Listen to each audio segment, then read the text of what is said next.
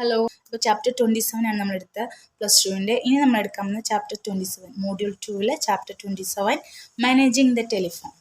കുറച്ച് question answers തന്നെയാണ് വരുന്നത്. First question, which thing has taken an important role in communication today?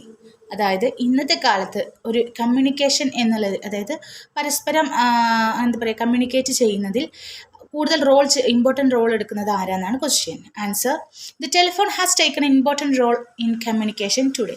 അതായത് കമ്മ്യൂണിക്കേഷനിൽ ഏറ്റവും പ്രധാനപ്പെട്ട റോൾ ഇപ്പോൾ എടുക്കുന്നത് ടെലിഫോൺ ആണെന്നാണ് പറയുന്നത്. How can you say that a man feels himself helpless without A telephone? അതായത് ഒരു മനുഷ്യൻ ഹെൽപ്ലെസ് ആയിട്ട് എങ്ങനെയാണ് ടെലിഫോൺ ഇല്ലാതെ ഹെൽപ്ലെസ് ആയിരിക്കുന്നതെന്നാണ് പറയുക എന്നാണ് ചോദിക്കുന്നത്. Answer, telephone has become an important part in communication. ആശയവിനിമയത്തിലെ ഏറ്റവും ഇമ്പോർട്ടൻ്റ് ആയിട്ട് പാർട്ട് എന്ന് പറയുന്നത് ടെലിഫോണാണ്. The telephone saves not only the time but also the money. അതായത് സമയത്തെ മാത്രമല്ല കാശും നമുക്ക് സേവ് ചെയ്യാൻ കഴിയും ടെലിഫോണിലൂടെ. It has made its room in every house that a person feels himself helpless or handicapped without it. അതായത് ഈ ടെലിഫോൺ ഇല്ലെങ്കിൽ ഹെൽപ്ലെസ്, അതായത് ഒരു റൂമിലൊരാൾ ഹാൻഡിക്യാപ്ഡ് ആയിട്ടുള്ളെങ്കിൽ ഹെൽപ്ലെസ് ആയിട്ടുള്ള ഒരാൾക്ക് ടെലിഫോൺ ഉണ്ടെങ്കിൽ കുറച്ചുകൂടി ഹെൽപ്പായിരിക്കും, സഹായത്തിന് ഒരാളെ വിളിക്കാനൊക്കെ സാധിക്കും. ഇല്ലെങ്കിൽ അദ്ദേഹം പൂർണ്ണമായി ഹെൽപ്ലെസ് ആവുമെന്നാണ് പറയുന്നത്. What things should be kept in mind while communicating through telephone? അതായത് ടെലിഫോണിലൂടെ സംസാരിക്കുമ്പോൾ നമ്മുടെ മൈൻഡിൽ വെക്കേണ്ട കുറച്ച് കാര്യങ്ങൾ എന്തൊക്കെയാണെന്നാണ് പറയുന്നത്. First, while communicating through telephone you should not only be a good speaker but also a good listener.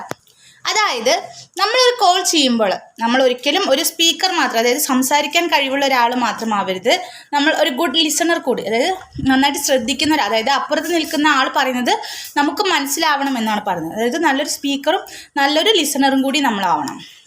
Second one, your voice should be clear. You should have the quality to make quick and right decision.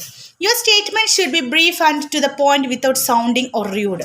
അതായത് നമ്മുടെ voice എപ്പോഴും clear ആയിരിക്കണം. അപ്പുറത്ത് നിൽക്കുന്ന ആൾക്ക് നമ്മൾ പറഞ്ഞ് കൃത്യമായിട്ട് കേൾക്കണം. ക്വാളിറ്റി, അതായത് ഒരു കൃത്യമായ ഡിസിഷൻ എടുക്കാൻ പറ്റുന്ന തരത്തിലുള്ള വോയിസ് ആയിരിക്കണം നമ്മുടേത്.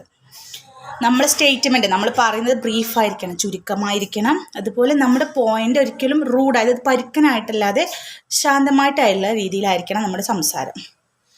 How can you say that telephone number plays a very important role? എങ്ങനെയാണ് നമ്മൾ ടെലിഫോൺ നമ്പർ ഒരു ഇമ്പോർട്ടൻറ്റ് റോളാണ് നമ്മൾ പറയുന്നത്?